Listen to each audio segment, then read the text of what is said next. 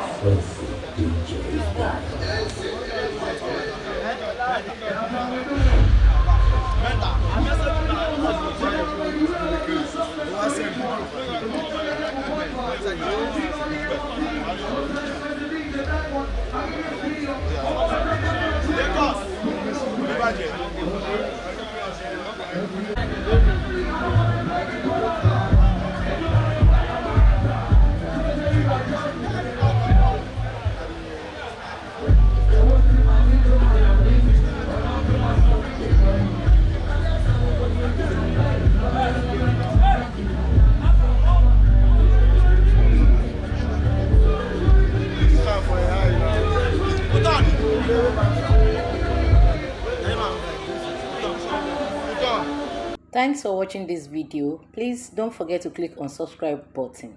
Kindly comment and share. We drop new videos daily. Thank you. God bless you.